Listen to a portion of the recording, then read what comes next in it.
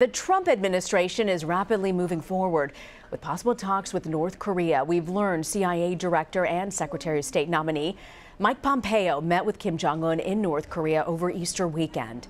This comes as President Trump pushes for a summit, which he says could happen very soon. This morning, the president confirmed the visit, tweeting, "It went very smoothly and a good relationship was formed." He went on to say that details of the summit are being worked out and that denuclearization will be a great thing for the world. Well, Mr. Trump is hosting the Prime Minister of Japan today at his estate in Florida, and North Korea is a big topic of discussion. I want to bring in Franco Ordonez. He's a White House correspondent for McClatchy and co-host of McClatchy's Majority Minority podcast. Okay, Franco, so how significant do you think this meeting with Mike Pompeo in North Korea is, and for Trump for having this sort of direct face-to-face with Kim Jong Un? It's very significant. I mean, here's a very a critical sign that this is very much a work in progress. That these steps are being taken. The CIA director, the nominated Secretary of State, having this meeting. You know, there was a lot of doubts from us, from reports about whether this would happen. We've been talking about it a lot. This is a sign, a very significant sign that this is really going to happen. At the same time, it's also stirred up some concern on Congress among members, particularly Democrats, about them not knowing about this meeting. So there could be some complications as well. You know, the president said that the Pompeo meeting went smoothly, but he also said that during his sit-down with Prime Minister Abe, that it's possible that things won't go well.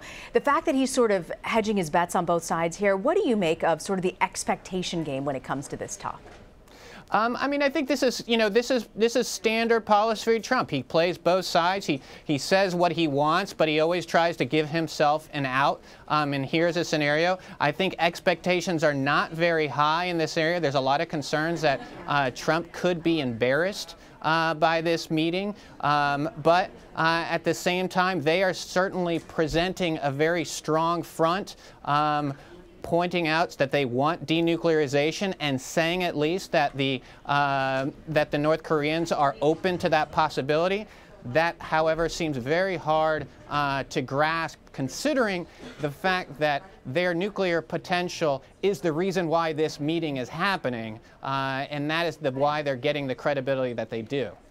You know, you also mentioned Pompeo. He's facing a tough confirmation as Secretary of State. The fact that he is so deep in these direct talks now at this point, where does that put him as far as the confirmation hearing goes? I mean, it's raised some concern among Democrats. I mean, you have members of the Senate like Bob Menendez who are raising concerns that there's no problem. They don't feel that there's any problem with the fact that Pompeo had these meetings. However, when being asked about these talks or about North Korea, they feel that Pompeo should have been more upfront about them. Also, you know, just today we're getting more and more reports about Democrats who are not going to vote in favor of Pompeo's nomination, and there's some questions out there. I want to also touch on another issue that's a pressing issue for the Trump administration, Syria, their strategy. President Trump says that he wants to pull U.S. troops out very soon. That was something he said ahead of the airstrikes. But President George W. Bush spoke out about this and had a pretty hard warning this morning about this. People are forgetting the lessons of 9/11, and one of the major lessons of 9/11 is the human condition elsewhere matters to our national security. It's in our nation's interests for women to be successful in the Middle East, for example, or for civil society to take hold, because it's with civil society and people having a say in the future of their governments that the foundation for peace is laid. And so my thoughts are, remember the lessons of 9/11. Is the Trump administration taking the human condition elsewhere, as what George W. Bush mentioned there, into account when they're talking about their national security strategy? I mean, I think that's a really good question. I mean, certainly, you know, Trump says that he is thinking about the kids when he talks about those chemical attacks, and it certainly seems to impact him. That said, the fact that George W. Bush is coming out and speaking about these issues, talking about the current president's policies and raising these concerns is a very significant, you know, development. considering, the hesitancy that Bush had talking about Obama, for example, policies.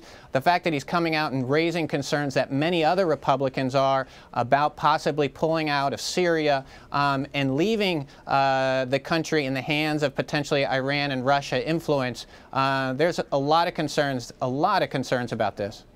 So, Franco, we know that Senator Lindsey Graham, he's also voiced concerns after being briefed on Syria's strategy. I want to play a soundbite for you of what he had to say afterwards. Everything in that briefing made me more worried, not less. This makes no sense to me. I don't know how in the world we can destroy ISIL relying on local police in a country that's dominated by Assad. Seems to me that we're willing to give Syria to Assad, Russia, and Iran, and we're trying to find some way to leave Syria to keep ISIL destroyed, and I just don't see how that works, and I hope I'm wrong, but I am very unnerved by what I hear and what I see, and I think President Trump's been a good commander-in-chief, but when it comes to Syria, I think he's going down a very dangerous path. So can Congress do anything to prevent a troop withdrawal if the president chooses that that's what he wants to do? I mean, certainly they're doing what they can to do that. There are members of Congress who wanted him to get their approval before strikes, and obviously that didn't happen. Certainly Graham is, using his, the tools of public, discourse and using the media to get his message out to try to do some influence.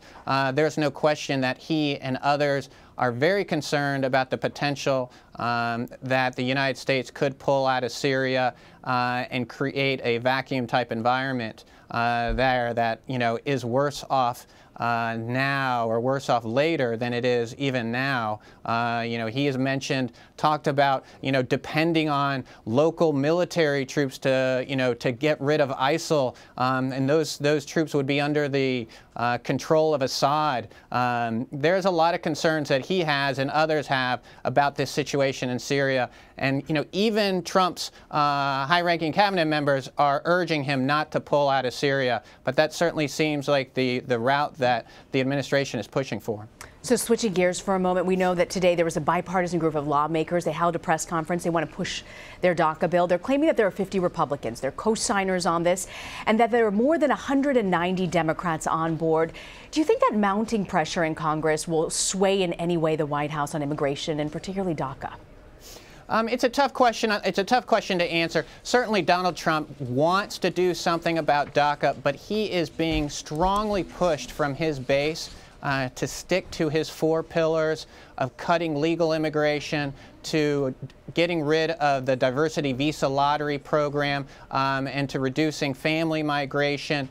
Certainly there are bipartisan members, as you point out, who want to do a border security as well as a DACA fix. The administration has indicated that they are open to that. A more narrow position, but they keep bouncing back and forth. So it's really unclear where they stand. I was talking with some of the more, I guess, immigration hardliners that you could say earlier, who are telling me they're very concerned as well and not uncertain about where Donald Trump will line on this, or where he'll land on this issue. So I think DACA's not going away. That's for sure. Yeah, that's certainly true. Absolutely right. Franco Ordonez, thank you so much for joining us, Franco. Thanks for having me.